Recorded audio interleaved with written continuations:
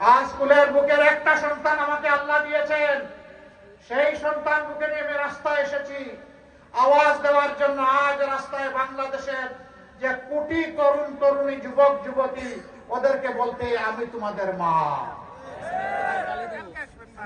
তোমরা লড়ে যাও, দেশের জন্য শহীদ হও, পিছপা তোমরা হবে না। আমি সেই সাহস দিতে এখানে এসেছি। এই মাকে স্যালিউট। আমি 22 সালের মে মাসের 24 তারিখ এখানে এসেছিলাম।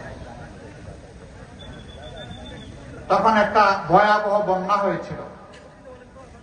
আমি যখন নদীর পাড় দিয়ে হাঁটছিলাম, এই দেখতে দেখতে 2-4টা বাড়ি দেখলাম যে নদীর বুকে চলে গেল। সেখানে মায়েরা এসেছেন, বাবারা এসেছেন, ভাইয়েরা এসেছেন। আমি তাদেরকে সেদিন বলেছিলাম যে আমি এখানে রিলিফ দিতে আসি নাই,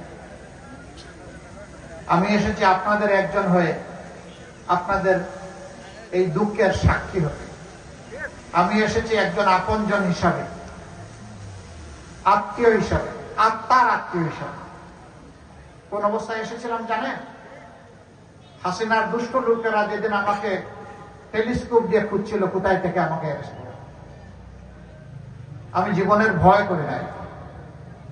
সেই বন্যায় আমার সহকর্মীদেরকে নিয়ে আমি গোলাপানিতে ঝাঁপিয়ে পড়েছিলাম। আমি বলেছিলাম প্রাকৃতিক বিপর্যয় আল্লাহর পরীক্ষা, কিন্তু তাকে অবহেলা করা জঘন্য অপরাধ। এই পরীক্ষায় পরস্পরের পাশে দাঁড়াতে হবে।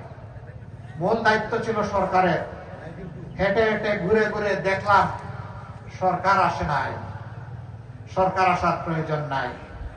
জনগণের কাছে যাদের দায়বদ্ধতা নাই, জনগণের ভোটের যাদের দরকার নাই, সে সরকার জনগণের বিপদে আসবে কেন? তার তো আসার প্রয়োজন নেই, তাই তারা আসেনি।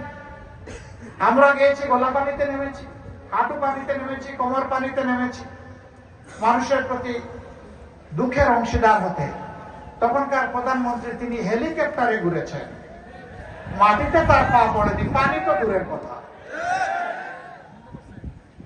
এ দিয়ে হবে না। এই দুঃখী বাংলাদেশের চোখের পানি মুছে দিতে হলে ওই পানিতেই নামতে হবে। আমরা পরোয়া করিনি জেল জুলুম হরানিকে, কারো রক্ত চক্ষুকে। আমরা আল্লাহর পর ভরসা করে বাংলাদেশের এক মাথা থেকে আরেক মাথায় দৌড়াদৌড়ি করেছি। যেখানেই মানুষের বিপদ সেখানেই আমাদের উপস্থিতি। আমাদের সহকর্মীরা দারুণ ভাবে আমাকে ঋণী করেছেন। সামান্য একটু ইশারা দিয়েছি, ঝাঁপিয়ে পড়েছেন, আলহামদুলিল্লাহ। সেই সময়টা তো আর নির্বাচন ছিল না রে ভাই, সেই সময়টা ছিল মানবতা। আমরা ওই মানবিক বাংলাদেশটা করতে চাই। আমরা যুবক ভাইদেরকে বলবো তোমাদের কাছে আমরা ঋণী, যুবতী বোনদেরকে বলবো তোমাদের কাছে আমরা ঋণী।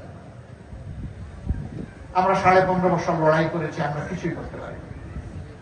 জীবন দিয়েছি, আয়নাগরের সঙ্গী হয়েছি, পঙ্গু হয়েছি, জেলে গিয়েছি, দফায় দফায়, মায়েরাও গিয়েছে, এমনকি অবশ শিশু সহ জেলে যেতে হয়েছে।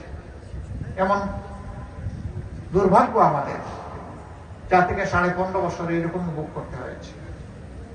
আসুন 15 তারিখের পরে একটু শপথ নেই না যে নিজে বদলিব, দেশকে বদলাই দেব ইনশাআল্লাহ। ভালো মানুষ হব, ভালো মানুষের দেশ করব। যুবকদের হাতে বেকার ভাতা দিয়ে অপমানিত করব না, যুবকদের হাতে কাজ তুলে দেব ইনশাআল্লাহ। এখানে special economic zone, double rail